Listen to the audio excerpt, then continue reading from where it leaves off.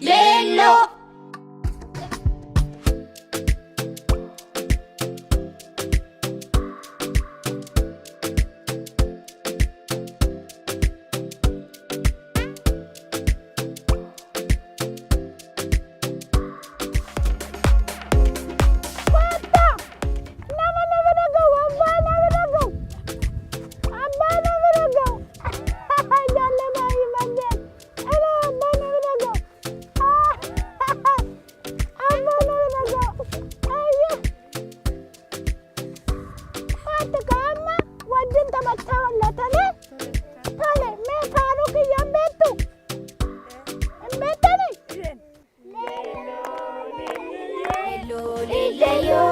Ibsituu dukkanaa saayinsii fi seenaa aadaa fi boodaa safuu fi sansakaa duudhaalee hawaasaa irraa barabatu dhaloonni beekumsaa.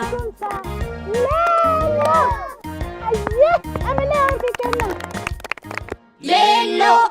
Akkam jettu ijoollee hundi keessanuu nagaadha. Warri chaanaalii OBN gaammee keessan daawwachaa jirtan qophii leelloo keessanii daawwachaa jirtan akkam jettu naguma keessanii har'a kunoo magaalaa Bishoomtuu kutaa magaalaa Duukamitti argamen jiraani leelloon keessan. Leellooyye keessayyuu magaalaa Duukam keessatti qooshee gara caafiitti baane ijoolleen naannoo magaalaas jiranii akkamitti maatii isaaniif ergamaa jiru, hojii akkamiitiin maatii isaanii deeggaraa jiru jennee yeroo iyyafannu leellooyyeetii dhufee bakka kana ga'u ijoolleen asiin hin fiigu leelloo jechaa dhufan dhugaa baay'ee si jaallatu garu. Eeyyan ijoolleen leelloo ta'uyyuu beenne akkuma tasaallali fiigaa dhufee tanan waajabila gooteen yookaan immoo sarpiraayiz ta'an jechuudha. Fiigee yeroo dhufu ijoolleen asiinis fiigdee dhuftee leelloo isaanii nagaa gaafatte. Kunaan immoo kutaa magaalaa Duukamirraa keessa gadi bu'ee tanan iddoo hojii garaagaraa iddoo ijoolleen loon tiksitu bushaayee hoolaa garaagaraa bakka tiksanitti kunaatin. Leelloo koo qilleensi naannoo kana baay'ee namatti tola. Ooyiruun qonna baay'ee miidhagee diddiimate sanyii eeggachaa jirus jira. Kun immoo maal agarsiisa beektaa leellooyye? Ijoolleen illee akkuma ooyiruun kun amma qotamee miidhagee babbareede sanyii simatee firii dachaa kennamite ijoollee warra jiranis warri mana jiranis barnoota isaaniitti sirriitti ganna kana yeroo boqonnaa isaanii yoo qophaa'an yoo qayyabatan yoo maatii deeggaranii eebba garaagaraa argatanii akkasuma ijoollee baratanii sammuun isaanii qaroome addunyaaf maatii isaaniif bu'aa buusan ta'u waan ta'eef ganna kana ijoollee sirriitti qayyabadhaa kitaabolee garaagaraa dubbisaa barsiisaaf bohaarsaa keessa yeroo maraa chaanaalii OBN gaammis daawwadhaa jennaani garuu immoo ijoolleen kun tapha akkasumas jaalala leelloo leellayyaaf qaban itti agarsiisnaa jechaa jiru. Eeyyan kaan ijoollee wajjin alalaan shoo jedhee tanan ijoollee kana wajjin taphachuun barbaada. Simboon immoo leellooyye dhugaatii ergaa deemtaa bakka inni si ergadhu qabanaan jetteetta garuu itoos gara sana hin deemin dura xiqqoo isheen sin faana taphadha maali. Turtu miti. Tole amma gara ta'etti ergachuuf jetti leellooni bakka ta'e wayii deemtanaan jette garuu tapha tokko taphannee kitaabarraa waan hin dubbise tokko sinii dubbiseeni nan deema sin immoo leelloo faana taphattu hin ta'ami. Lello. Amma tapha asiin na baasii jedhu ila taphni kuni warra jirtanis warri mana jirtanis waan isinitti kenname adaraa isinitti kenname tokko eeguu qabdu mitiire. Taphni kun kana nu barsiisa.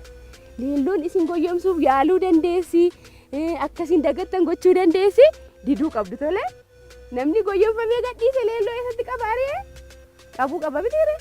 Kanaafuu leellooyye nu taphachi. Karaa koo akka hin dhufne garuu. Taale ijoollee laalaa tapha asiin na baasi hin baasu kan jedhu taphanna waan ta'eef adimmaa waan godhaanatu beekala sirriitti nu daawwadha. Asiin na baasi maala asiin na baasi asiin na adumtu le'ee koo asiin na baasi asiin na baasi.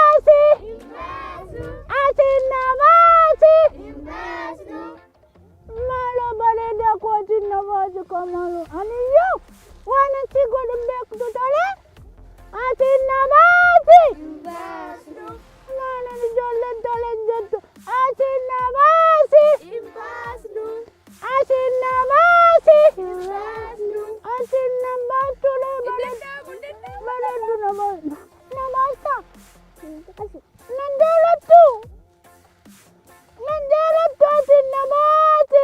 Hin baasnu. Ani maal sin baasu leelloyye.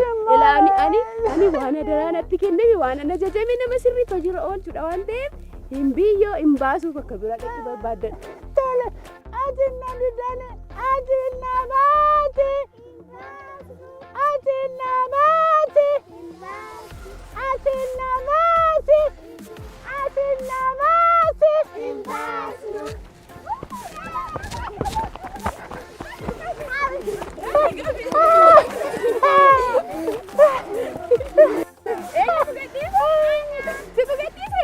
Maaliif gadhiiste bee ijoolleetti naa himi ani silaa hin baasini ajaja sitti kenname tokko sirriifa jirra oolchu. Eenyutu mucattii tokko baase? Si marartee bujju? Si marartee nama marartee jennaaniin dabarsee jettee sabni kun immoo maal nu barsiisa beektu? Ajaja sitti kenname tokko waan hin godhinaa jedhamne gochuu akka hin qabne waan hojjedhaa yookaan raawwadhaa jedhamne immoo raawwachuu qabnaami.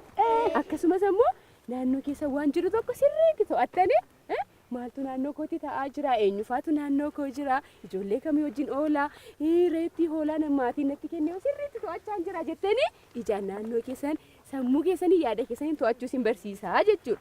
Kanaafuu leelloyye dhugaan nu mo'atteettam hoodhuka. Isheen garuu nama rarte jennaaniin baasee jettee jirti.